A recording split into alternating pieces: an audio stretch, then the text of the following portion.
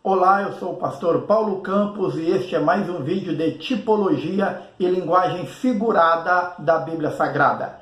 No vídeo de hoje estaremos dando sequência à série Parábolas, onde estamos meditando sobre a linguagem tipológica e figurada dentro das parábolas de Jesus.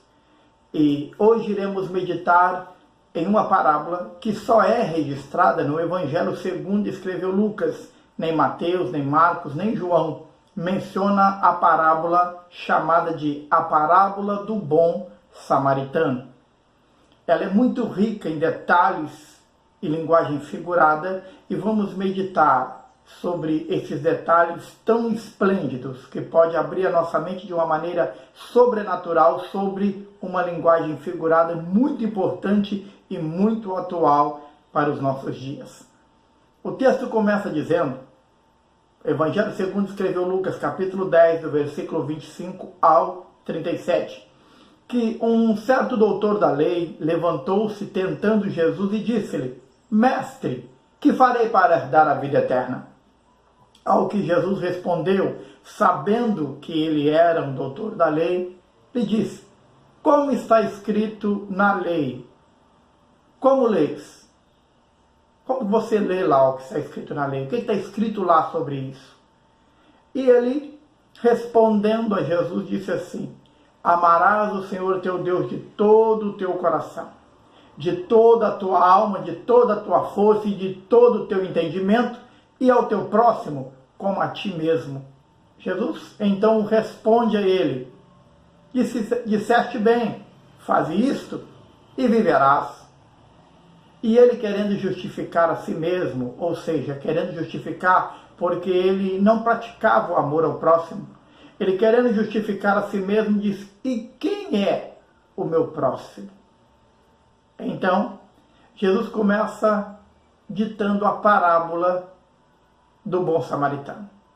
E ele diz assim, descia um homem de Jerusalém para Jericó, e ele foi surpreendido pelos salteadores, os quais o pegaram e o espancaram, deixando ele meio morto. Algumas traduções chamam de moribundo. E ele espancado, caído na beira do caminho. Jesus diz que ocasionalmente vinha descendo pelo mesmo caminho certo sacerdote, que vendo, passou de largo. E, da mesma maneira, vinha descendo um levita, que vendo, passou de largo. Mas, de repente, um bom samaritano, um samaritano que vinha de viagem, vendo ele caído, aproximou-se dele, moveu-se de íntima compaixão, atou-lhe as feridas, colocando azeite e vinho. Pegou ele, colocou sobre a sua cavalgadura e levou para uma estalagem. E partindo ao outro dia, ele chamou o hospedeiro e deu a ele 2 dinheiros. E completou dizendo, gasta o que for preciso. O que você mais gastar com ele, além do que eu estou te dando de dinheiro, eu te pagarei quando voltar. E Jesus olha para o doutor da lei e pergunta a ele, qual destes 3 te parece que foi o próximo dele? O doutor da lei responde, o que usou de misericórdia para com ele.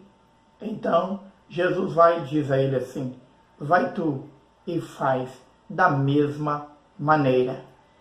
Olha que lição linda, que lição maravilhosa essa parábola nos traz. Vamos analisar então este texto, cada detalhe desta parábola. Primeiro que o homem estava descendo de Jerusalém para Jericó, uma distância de cerca de 25 quilômetros. E enquanto ele está descendo, ele é surpreendido pelos salteadores, os quais o espancam e o deixam meio morto. Estes salteadores aqui são símbolos dos demônios, que destroem a vida das pessoas, que os espancam, que fazem de tudo para os deixar totalmente destruídos e, se for possível, tirar-lhe a própria vida. Eles pegam aquele homem e deixam ele espancado, meio morto, caído no caminho. E ocasionalmente vinha descendo pelo mesmo caminho um certo sacerdote. O sacerdote era o homem responsável por cuidar dos sacrifícios, era o homem responsável por cuidar dos afazeres principais dentro do templo. Era o homem responsável pelos sacrifícios, era o homem responsável por intermediar entre Deus e os homens quando alguém confessava um pecado. O sacerdote era o homem da religião. Só que a lei dizia: ama o teu próximo como a ti mesmo, como o próprio doutor da lei tocou nesse assunto com Jesus. Porém, o sacerdote, que era o homem para defender o amor, que era o homem para praticar o amor, que era o homem para usar de misericórdia para com o seu próximo, quando ele via aquele homem caído, moribundo, machucado, ao invés de lhe estender a mão, passou de largo. Quem sabe, ele não ficou com medo de acontecer com ele a mesma coisa, enquanto ele parasse para ajudar o seu próximo. O fato é que o sacerdote aqui simboliza a religião. Para o pecador, para o homem destruído por este mundo, a religião não pode lhe salvar. A religião não pode mudar a sua vida. Eu sei que existem pessoas apegadas demais, pessoas totalmente religiosas. Pessoas que são tão religiosas que se esquecem de servir a Deus de verdade. Precisamos compreender que não importa o tempo que aquele homem exercia a função de sacerdote, não importa a sua idade, o que importa é que ele era um descendente, ele era da tribo de Levi, senão não poderia ser um sacerdote. Tinha todos os ensinamentos da Torá, havia aprendido exatamente quais os deveres principais de um homem temente e servo de Deus. Mas quando ele tem a oportunidade de estender a mão e de ajudar o seu próximo, ele nega tudo aquilo que ele aprendeu nas Sagradas Escrituras e passa de largo, vai embora. Ocasionalmente, pelo mesmo caminho, vem descendo um levita. O levita, da mesma linhagem do sacerdote, teria que ser da tribo de Levi. No Antigo Testamento, eles eram a mesma função, embora precisamos entender que os levitas tinham uma função especial no templo. Eles também ajudavam na limpeza, eles ajudavam na limpeza quando era derramado o sangue de um animal, quando o sacerdote apresentava o sacrifício por alguém, quando era feita aquela intercessão e o templo estava sujo, os levitas também participavam da limpeza.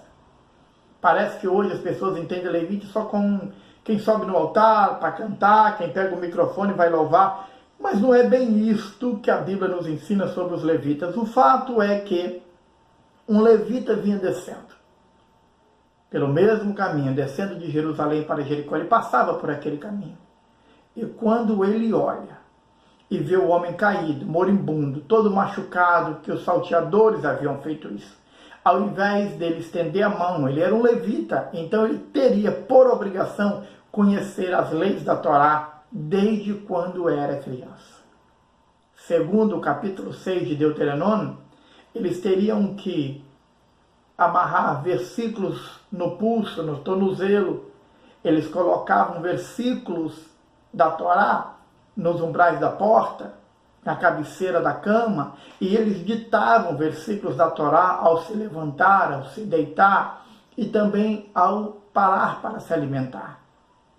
Mas não adiantava ditar os versículos, não adiantava ditar a lei, ele deveria cumprir a lei. E a lei dizia: ama o teu próximo como a ti mesmo. Mas ele não praticou isso. Ele foi e passou de largo. Mais um sinal que a religião, mais um sinal que as funções, mais um sinal que as posições eclesiásticas não podem nos salvar. Não é sinônimo de servir a Deus de verdade. E ele vai embora. Só que o fato curioso, até o título que escolheram para esta parábola é muito bom, porque chama de o bom samaritano. E samaritano era desprezado pelos judeus. Então, precisamos observar que foi de propósito colocado o tema nesta parábola, em nossa tradução, de o bom samaritano, porque os judeus desprezavam os samaritanos de uma maneira terrível. Por que isso? Como surgiram os samaritanos? Na divisão das tribos, quando se torna Reino Norte com 10 tribos e Reino Sul com 2 tribos, passou o povo de Israel então a chamar de judeus.